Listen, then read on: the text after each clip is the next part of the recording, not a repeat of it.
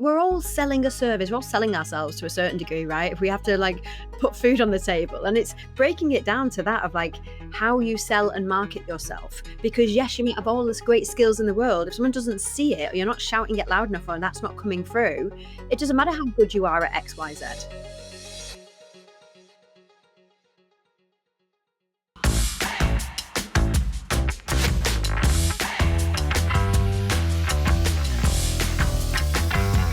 Hey, possibility seekers. I know all of you have some level of a dream to be able to work from anywhere in the world. I bet many of you are thinking about exploring the islands and logging into the office and basking in the sun and also making a living. Well, guess what? I have a guest today that's going to tell you how to do that. Her name is Michelle Coulson. And let me tell you a little bit about Michelle. She's the CEO and founder of Remote Rebellion, which enables people to design their dream lives with freedom and flexibility by getting remote work and connects remote first companies with top global talent. Originally from the UK, Michelle worked as a recruiter for 7 years. During lockdown, she was forced to work remotely, so she took advantage and worked from Bali instead of London. Then, when return to office came in 2021, she said, no, thank you, quit her job, and set up Remote Rebellion. Since she's helped hundreds of people get remote jobs that align with their values, connecting remote first companies with the best talent, I'd like to introduce you to Michelle. Hello, Michelle. Hello, how you doing? I'm well, thanks. How are you? Thank you, really good. You know, you're living the dream, according to some people. You know that, right? Yes, I do. 'Cause all I of my listeners and viewers are like, where do I get that? I pinch myself every day. Honestly, I never forget how fortunate I am. That's awesome. I remember, I think we were connected from Seppi, and Seppi runs, for those of you who listen to the Seppi Tababian podcast, she is somebody that helps women over 30 relocate to Europe predominantly. And Michelle and Seppi are in what we'll call the same tribe. I try to be part of your tribe on a part-time basis. I do what I can with what I've got. But anyway, so I'm going to ask you a couple questions. You describe Remote Rebellion as a mission to help people escape the 9 to 5 and find freedom through remote work. What inspired you to start this, what I call movement, or what you all call movement here? There's a longer version and a shorter version, and we've only got a bit of time today. So I'll give you kind of like the medium. I've always been the type of person who's loved like freedom and travel and moving around. But like when I got to like my late 20s, it was like, okay, it's time to grow up now. I've got to stop traveling. I've got to get a real job. I've got to get married, have kids, and do all of the stuff that you're supposed to do, get a mortgage. So I did some of that for a good few years. I got engaged. We were saving for a mortgage. I was working up the ranks as a recruiter, and I was getting promotions and buying designer bags, and I was successful. I had all of the things that you're supposed to have. And when the pandemic came, like fast forwarding in quite a few years, that when the pandemic came, I had time to stop and think, and the relationship with my fiance had ended, and I'd been, using London and the busy life to distract myself from actually what I really wanted. And I thought, because I was now in my 30s, that I'm not supposed to be traveling around. I'm supposed to be serious and settle down, and just was really unhappy. And I started to think about what makes me happy. What actually is my happy place? And it was something my friend said to me that resonated. He was in Bali at the time, and he said, like, I came to Bali and it's my happy place.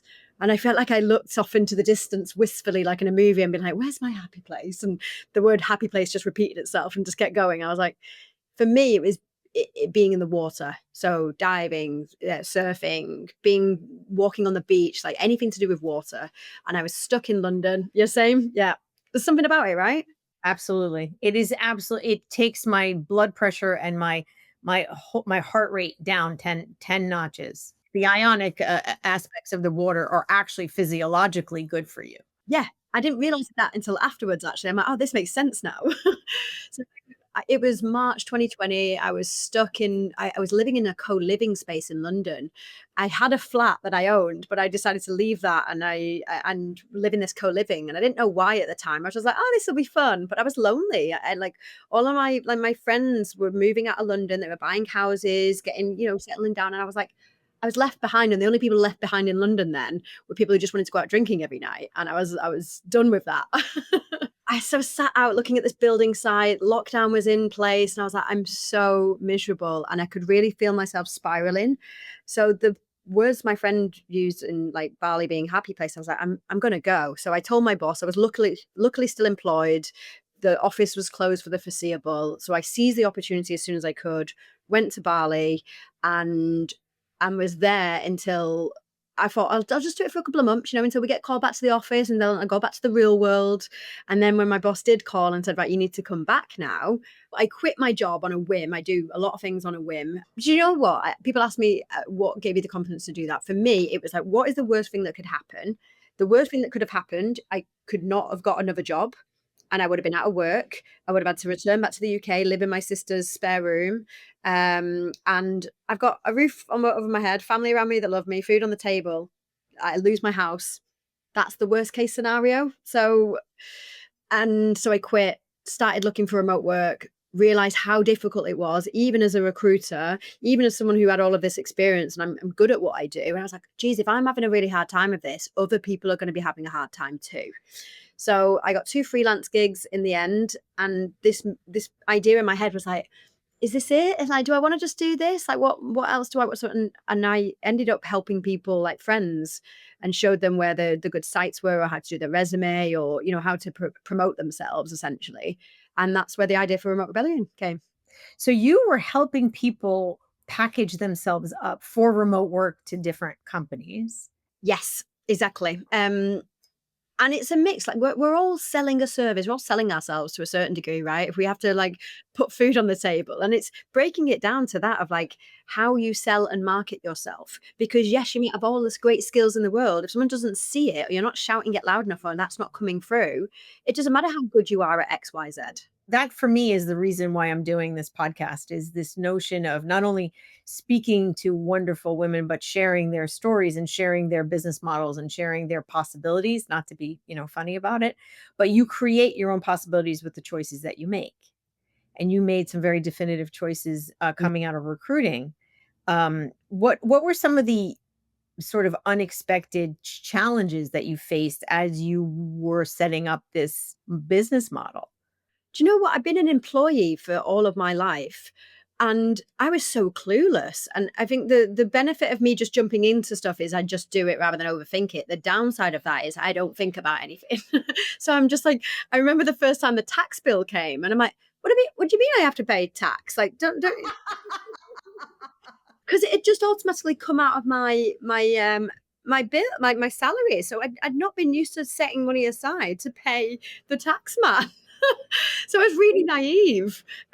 So I think naivety in a lot of areas were what both helped me and stopped me like just like analysis paralysis, but also held me back a little bit because I'm like accounting things like this and just I was clueless, and I had this naive view of self-employment, and it was actually quite funny now I think about it. I'm like, I'm just gonna do 2 hours of work a day and then just sit in a hammock and just chill and just read a book and surf.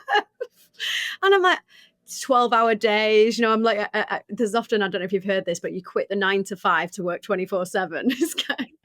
But I feel like now, 4.5 years in, I'm a little bit more balanced. I feel like I've gone from, oh, I'm just going to surf and just do an hour a day to working 12, 15-hour days to now finding some sort of like happy medium. Yeah, yeah. So what are you finding as an entrepreneur? What are you finding that surprised you? I mean, obviously it's the being the chef, the cook, and the bottle washer at the same time, right? You have to do the things that you used to call somebody to do. That was my personal awakening was, oh, you mean I have to call IT, I have to call human resources, I have to call production, I have to call, oh wait, they're not here. What was your kind of the rude awakening, if you will, beyond just getting business, right? So when you are employed, they hand you the fish and they're like, fillet it, here you go. And when you're an employee, you're an entrepreneur, You're expected to feed yourself. So you go out and go that fish, baby. If you don't fish, you don't hunt, you don't kill, you don't eat. Yeah, exactly. Do you know what? Again, I don't know if I've just blocked it out, but I don't remember it being difficult to get my first couple of clients. Maybe it was, but I blocked it out somehow. I'm like, I don't remember there being this struggle. Maybe energetically, me going out and being like, yeah, I can do this, and like being naive about it, that actually helped because I wasn't in my head. Can you say that again? It was a naive self-belief, or maybe it wasn't naive. I was just like, well, I'm doing this. There's no question about it. I'm I'm doing this. So it didn't feel difficult because I didn't give myself objections of like what could go wrong. You know, you hear these stats of 19% of businesses fail in the first X amount of years.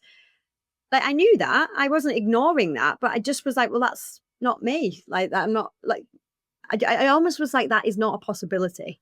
That this is going to work. So, so that is the opposite of negative self-talk. It's the notion that if you come from, I was just watching the US Tennis Open, it's the same thing. It's like if you have the belief that you can win the tournament, you can win the tournament. If you have the belief that you cannot, you will not. That, your body, when you speak it, your body already thinks that you're doing it. I don't know if everybody listening knows that, but that is the thing. So what kinds of clients and jobs or work are you currently doing now?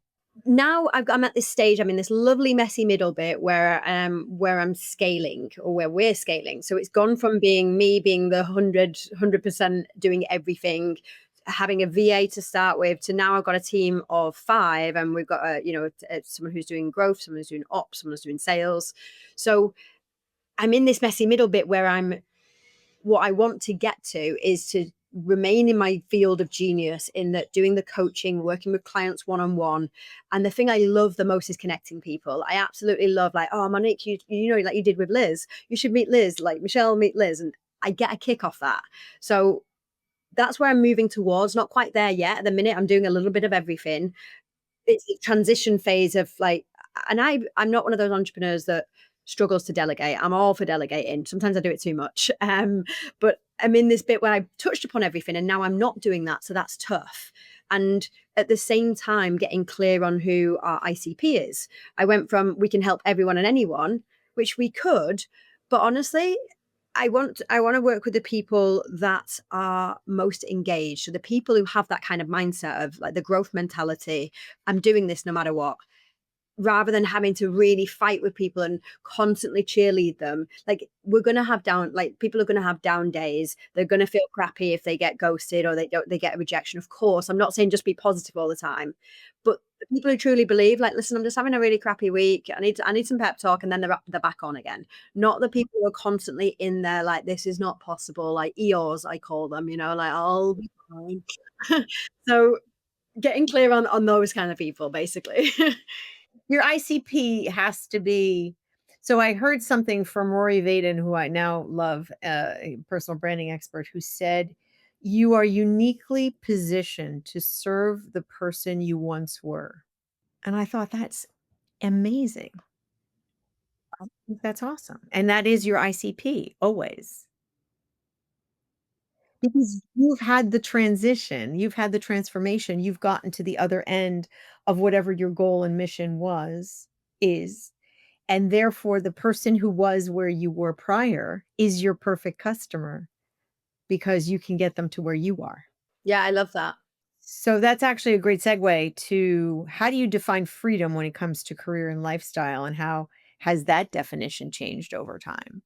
What I've realized is my freedom isn't your freedom, isn't person C's freedom. When I first started Remote Rebellion, I assumed everyone just wanted to travel. I assumed everyone wanted to be in a different country every few months and they wanted that freedom to be from anywhere. The more people I've worked with, the more I realize freedom is being able to put your kid to bed at night. It's being able to walk them to school. It's never leaving the house because you just want to be at home with your dog all day. It's the freedom to go and be with your aging parents. Like everyone's level of freedom is different, and everyone's level of needing flexibility is different. Something I've definitely realized is I used to think flexibility was like you work when you want, where you want, you have total freedom and there's no restrictions in place. And I realized that that can be its own prison. Like you can you can end up being a prison. Like I did this at the beginning, and I felt like I was constantly calendar switching by not having that like structure in place. Like I work when I want, where I want. I'm like, well, and I'll just move this around, and then I can go to a water park in the afternoon, and then I'll have to work on the Sunday. And I'm like, I'm constantly diary managing because I don't have a structure. And I heard a quote, and I'm going to butcher it, something along the lines of, if you don't have the structure, like you'll bind yourself with your own ropes or something like that. There's a better find the better quote before I actually butcher the quote, but something along those lines of like, it might mean for you that a 9 to 5 works for you, or a 9 to 3 so you can pick your kids up from school, whatever. Don't feel like total freedom has to be you work when you want, wherever you want, because having a bit of structure can help sometimes. Always. Yeah, I'm a very big calendaring person. So for me, I put structure around projects and clients and work and what days I do or don't do things. I have no meeting. I try to have no meeting Monday and podcasts and so on Fridays, so that there's a predictability also in your mind shifting. I can't go from like a really creative output session, which unfortunately today I'm going to have to do, but from this to like a really difficult conversation where a client is having their own internal and I have to like be the mediator, right? So and then go back to doing work and then go back to doing this and then go back to the mind shift readiness isn't there when you do that whole I can do anything anytime anywhere from anywhere. That's not it's not I don't think it's sustainable. And you're right, and all the research backs that up. I'm reading deep work at the minute, and it's so good. But the irony of it is, I am very much, I suspect ADHD. I've not been diagnosed or anything, so it's not going to do any good. But I am very much like multiple tasks at one time. Like I have a calendar. That's overrated, by the way. I can tell you at my age, and I will not disclose it anymore. I'm done disclosing my age. No, I'm kidding. But that is actually overrated. Multitasking is massively overrated. Oh, 100%. And I know this, and I've read all the books on it. I've done all the research, but like sometimes I cannot help myself, and I've been trying to get like into meditation because I know how much that eases the mind and calms it and stops this distraction.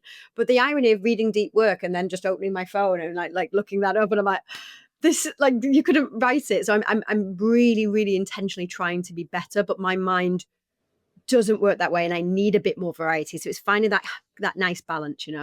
That's right. Yeah, no, I get you. I feel you. What do you say to people who fear working remotely or having them think that something is going to stall their career? There's some what are the well, let's start with what are the preconceived things that people will say to you that are like, oh, that's good for you, Michelle, but you don't understand my life or my circumstance.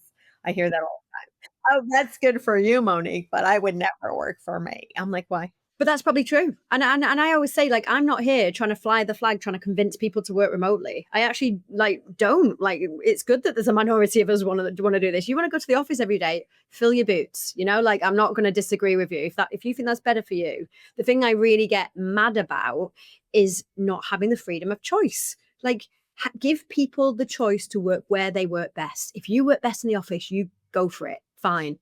So yeah, I never try and convince people of the benefits of remote work. That's not my job. People come to me once they've decided that that's for them, and they don't want another way, and they need this way because it works for them. Some people have health conditions where they can't go to the office. What about them? Yeah, no, that's very true.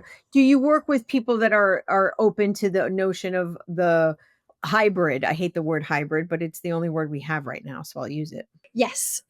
And I think it's a good model for people. Again, it works if people are happy, if they live in the city and their life is settled in one location. Hybrid works really well for them because they know, okay, every Thursday I go into the office, I see people, I get that interaction. Great. One of the big misconceptions about remote work is that it's lonely. And this is like, that's like saying, oh, I can't meet someone, but I don't want to go on a dating app, and I don't ever want to go outside and meet anyone. I'm like, well, you're not going to meet anyone then, like, because you're not going anywhere unless the mailman, just drops round. Like, Do you know what I said to somebody this morning? It's funny because there's a challenge that I've got with a client, and I said, nothing changes if nothing changes. yeah, exactly. So yes, it's going to be lonely if you sit in your home office and don't really leave, and the only people you see is your dog. So do something about it. And remote work isn't work from home. It doesn't have to be. It can be. There's so many options. So like I'm sat out here in my like my home office, I'm sat outside. For me, I'm looking at greenery, I'm looking at tropics. I see hummingbirds that are in the garden. And I'm just like, oh my God, this is like it gives me energy. But after this, I'm going to go to a co-working spot and I'm going to work there for a little bit. I might go and work from a friend's house. When I go back to the UK, I sit at my mum's and my sister's on the kitchen table and I work from there. So it's not just about staying in one place. Yes, it's good to have a great setup and it's good to have a good chair and a desk. And of course, when you're doing the majority of your work, having a proper home setup is more conducive. However, going to a cafe for an hour to get out a little bit, or deciding to meet up with a group of people, there's so many communities where you can co-work as well. It doesn't have to be paid. If you can't afford a co-work, there's many locations. There's a company called Othership that I really like. I'm not affiliated to them, but I just really like them. And you pay something like 20 something, 30 something dollars a month, and you can book into spaces like hotels will rent out their lobbies, or like a comedy club that's not open in the day will open up or something. And you can just go and there's these like these spaces that you can go to and have like, especially for people who are creatives and they need to get out of their funk and have some new fresh new ideas. And I've actually met clients from doing this, from just being at a cafe. One woman interrupted me. She's like, sorry, I know you were on a call before, but do you help people get remote work? She's like, I overheard your conversation. So like you can get clients that way. That's awesome. That's awesome. What are the one of the biggest mistakes that you hear people making when they're trying to get remote work and they're not succeeding? What is the biggest problem in your estimation? Mindset is one of them, like, but there's an innate self-belief or self-doubt that it's possible, and not realizing that and having this limiting belief. 2 is making it about them and not making it about what the other person needs and wants. So what I say to people is never like, first, you need to analyze and get a real clear picture of exactly what you want. Using the dating analogy again, because I do this often. I've been in the cesspool that is dating in London for many years, and I'm sure it's very very similar in other big cities. So I use the analogy of like, if you go onto a date and you're with the person and they're sat in front of you, and you're like, okay, so what are you looking for? Like you're casual, marriage with kids, like, and they're like, well, I don't mind a bit of bit of casual. I don't mind a bit of marriage with kids. I'm open to all of them. I'm like, this person doesn't know what they want. So I'm not a fan of like, I'm clear on what I want. I'm late 30s. I'm pretty clear on what I do and what I don't want. I want someone who also is clear on that as well. So if you don't have clarity, why is someone else going to see, like, why would they want you really? Like, unless if you're not clear on what you want. Have you been reading my marketing blogs? Is it similar? Well, it's the idea that, you are your own brand, and who is your brand and what do you stand for? And that's why I use the 3 words in my book and so on, and why I surround myself with these things. It's you have to have clarity of who you are, because if you have to be clear, at least to some extent, what it is that you want to attract, otherwise you can't bring it forth. I don't know what kinds of clients I want to work with, or what kinds of engagements I want, or how I want to structure my business in some manner. How am I going to attract those types of engagements? If I don't make it clear to you that I understand tech and tech services and professional services and like, if I'm not clear about that, why would you hire me? And it's having that clarity on what value you bring, what you have to offer, what you want, having that in your head. And then on the other side, when you're sat in a virtual environment or a physical, don't make it about you and what you want. Never forget that. Have that in your head, of course, but don't make it about you. Make it about them. How can I help you, Monique, solve XYZ problem specifically? Not like, well, I'm really excited because I want this and I want that and I'm looking for that. I'm looking for that. I don't care. Like, you're selling a service to me right now. Well, like, what value are you going to bring to me? And it sounds really blunt. I say to people, imagine that you've got someone reading your resume, or you've got someone reading your profile, and you've got some friend who's, excuse the language, friend who's a bit of a dickhead, and they're saying, so what?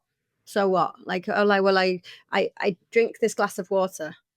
Okay, so what? What does, like, okay, so I can stay hydrated.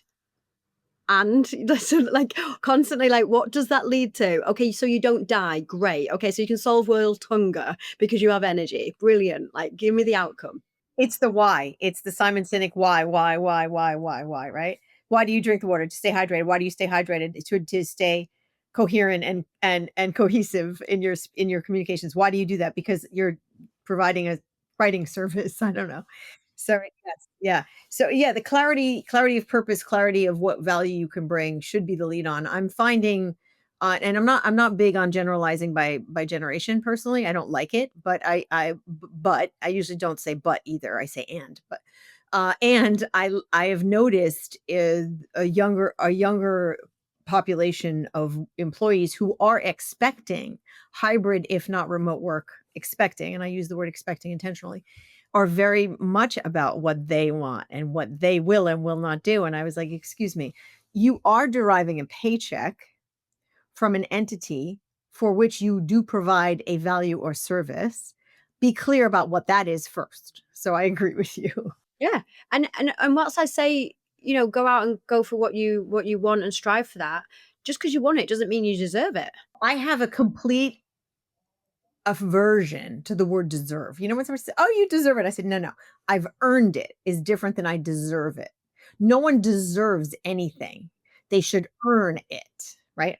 And this is where I wouldn't blank statement that no one who is junior should work remotely, because that's such a massive generalization. But I do, as I am one of the biggest advocates of remote work, do I feel that young people who are entering their first formal employment are missing out by working remotely? Yeah, I have to admit I do that, because thinking back to my first job in recruitment, and it was in tech recruitment, I didn't have a clue what all of the terminologies were. So I would be around developers around me that I'd be like, "Oh, what does that code mean? And what does this mean?" There are benefits and there are downsides to remote work, of course. I'm not trying to go out there and say that there aren't. Think about what are the most important things to you and what you have to bring, more importantly. If you're not bringing value to that other person, why should they give you XYZ? Your tagline is work for your life, not the other way around. What does that look like on a practical day-to-day level? For me, I am big into being active. So for me, I wrote a post the other day actually of like my routine before when I was in London, my 9 to 5, and like my routine now. And like I don't like being told what to do. I am innate rebel. Like don't tell, like even if I want to do it, if you told me to do it, I don't want to do it anymore. So I want to wake up and I want to work out when I want to work out. And if that's 7 a.m. every single day, fine. If it's 6 a.m. and it changes next week, I want to have that flexibility to be able to choose that. And I want to be able to choose what it is as well. And now with my life, I get to choose where I am. So if I want to surf every morning, I can do. If I want to do CrossFit, I can do that. So it's that choice and not having to be like, oh, the gym's so busy because it's this time just before, it's 8 a.m. or 7 a.m. just before people are going to the office. So for me, it's about not being restricted around how I work my schedule. It's being surrounded by the people that I want to be surrounded by. Again, the choice. You get stuck in an office with like Karen from accounts, or like, like the handsy Dave, it's like you don't have a choice with that. And I had to sit next to someone who had sexually harassed a couple of people in the company and sit next to him and just put up with his just Oh, yeah, that would not have worked for me. no. And, like, they were going through they were trying to get him out, and they were going through the proper channels because you can't just fire someone in the UK. And it would just would make me sick having to sit next to him. So, yeah, just having to be around people that you don't want and they don't give you the right energy, or you got fluorescent lights. Like here, I've got natural light and I've got the setup that I want. So it's about the choice for me. It's about if I wanna walk on the beach in the morning, I can do. Right. So the remote job market is definitively growing and has been since COVID, but so is the competition, right? So what sets successful remote job seekers apart, in your opinion? Yeah, well, you say the remote job market has been increasing. Yes and no. There's a lot of companies, especially the larger organizations, that are demanding return to office now. So, but the challenge is, the challenge is, the smaller companies are lesser known. So these smaller companies are being introducing and actually have remote roles, but people don't know about them. So, what should people do to set themselves apart? All you ever hear online is like, you need to network. And people don't really know what that means. Like they reach out to people on LinkedIn and think that that's networking, and it's not enough. I say that all the time. Yeah, no, I said that at an event where they asked me to be on a panel, and it was about your job is getting a job, and the questions that we had from all ages was so crazy. Hours on job boards responding to ads. I said, dudes, you understand that they had to post this by law. That job is probably filled with somebody internal. What are you doing? Anyway, finish. Sorry. No, it's having a multi-prong approach. I'm not the kind of person who's going to like, don't bother applying. It's not worth your time. It just should be a part of what you do. What's the other part? Being proactive, having a list of companies that you're interested in that are remote first, going out to them like, hey, Monique, I see that you hiring this. Like, I see that this could be your problem. I'm the person to fix that. Not generic, not like you need to personalize it. And yes, you can use AI, but for God's sake, check your message before. Like I had a message in my inbox saying, hi, name. I really enjoy what you're doing at company, insert company. It actually said insert company. And I was like, come on, do better. People are overusing AI and doing it the wrong way. It is such a wonderful tool, or they're wonderful tools to use, but it's what's happening now in the job seeker market is there's bots talking to bots. Recruiters are using bots to create the job ads. And then bots are applying. The bots are responding. There's no human element. I'm going to use the dating analogy again.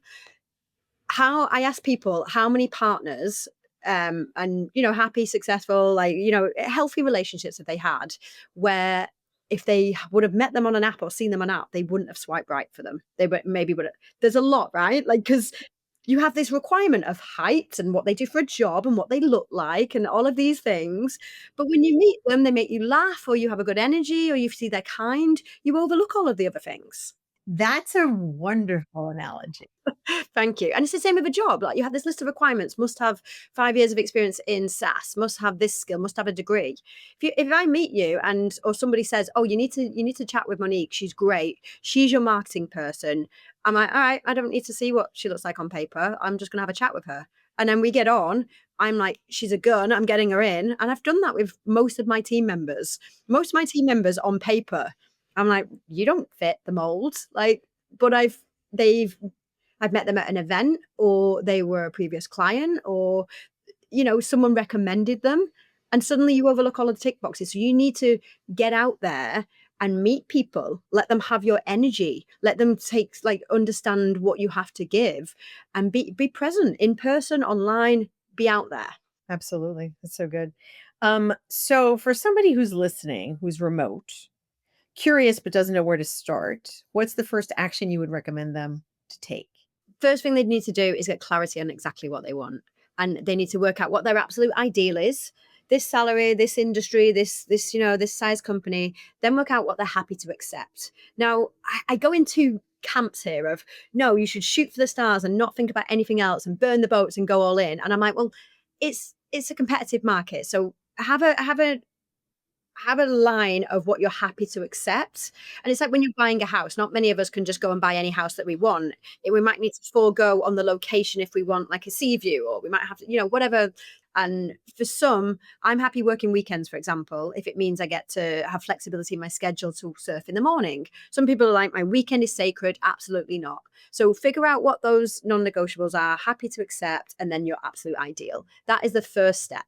Good. So on that opposite note, what's the worst career advice you ever got?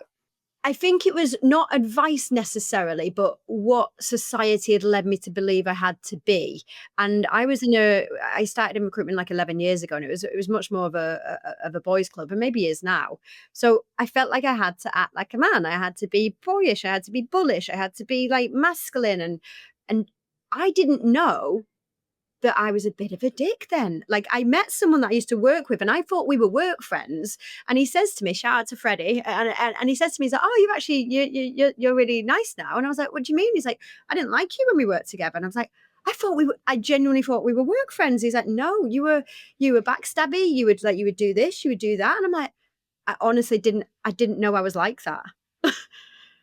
So yeah, that would be the advice of like, you don't have to be like someone else, be like yourself and be good at you. And that's where you'll succeed. Yeah, Jackie Joy, shout out to her. She said that too. She's like, yeah, the career advice she'd gotten is like, be like Joe, because Joe is the top sales guy and he does everything right. But you can't be Joe because you're not Joe. You need to carve out your own version of whatever that is. All right. So if you had the opportunity to speak to your 25-year-old self, what would you tell her? I usually say 30, but maybe that's too close. 25-year-old self, you don't have to growing up growing up doesn't have to mean you live the life that everyone expects of you. I would add into that, like, you don't, if getting a proper job isn't for you, if having kids isn't for you, if like I finally come to the acceptance recently that I don't want children. And I've been battling with it for years because I'm supposed to want them. There's something wrong with me if I don't want them. Um, and I finally accepted it and I feel at peace with that decision now. So I wish I'd have told myself that you don't have to want these things. Or you also can reserve the right to change your mind. Yeah, I mean, I might change my mind next week. So I've been known to do that. And then it might be too late, but so be it. Freeze a couple eggs, you never know. But right, but I honestly, I did get married and didn't want children. I didn't, and I didn't want them for 7.5 years of our marriage. And all of a sudden, I woke up one day and said, No way. "Yeah, And you had them? yeah, Amazing. yeah." Yeah. We were married for 7.5 years, and no good. Had no interest. Isn't it what was the thing that changed for you? I don't know. I honestly don't know. I just think that I woke up and said it was kind of like an epiphany that I had done well and I was doing well and I had a great life and we traveled a lot and we had all sorts of time, energy, and time to do great things. And I said, I'm ready now. I'm ready to be a little less selfish and a little bit more about, creating humans to bring into the world and have them be, great little people. And yeah, it was sort of weird, but I didn't expect it. What age you were when you had that epiphany? 32. Wow. Isn't that funny? And my daughter, who just got married this past month, who's 29, and she's like, I don't want children. And I say nothing. I said, you know what? Okay. What some people do as well, they give you the head tilt, like, oh, she thinks she can't have them. And I'm like, no, that's not the reason. Leave me alone. Right. I know. And so it was funny because we would get all these questions all the time from, friends and family. So when are you guys going to have kids? And so when I got so annoyed by the questions that I literally started to say a bogus date in like 7 years hence, So I said June 15th, 2006. And they would look at me and I go, Oh, I love that. I bet that look of like realization was great for you to see. Yeah. So if somebody asks you that, if you're ever like, if you this, then if you're engaged, when are you getting married? If you're married, when you have children, and it's always like to you said, there's this notion of what is expected of you. Give them a ridiculous answer that is so distinct and so precise that it begs the question, like, is she telling me the truth or is she playing with my head? I'm going to do that the next time someone says. I used to say June 15, 2006. Now, meanwhile, she was born in 96, but that's beside the point. 2000, they'd be like, it was great. I love it. I'm going to do that the next time someone asks me, like, when are you going to settle down? I'm going to ask that question. Anyway, so Michelle Coulson, it was great to be with you. Please, we're going to put some show notes, some contact information, which I want to make sure I have everything that we need for you here. And reach out to Michelle. And for God's sake, please hit the subscribe buttons. I know that there's a lot more of you listening and viewing than there are subscribers, which is terrible. It does absolutely nothing other than let you know that there's a new episode underway. Thank you for being here, Possibility Seekers, and make it a great day. Ciao. Thank you so much for listening to Possibilities with Monique Maio, where we unpack life as a female mover and shaker. If you like the show, please consider liking it, or better still, subscribing to it and leaving us a rating. It truly does help. Also, you can pick up my book, The 7 Secrets to Creating a Life You Love, a practical guide for women in leadership. You can find the book, other episodes of this podcast, and how to stay in touch at moniquedemaio.com. DEMAIO. I look forward to seeing you again soon. With gratitude, Monique.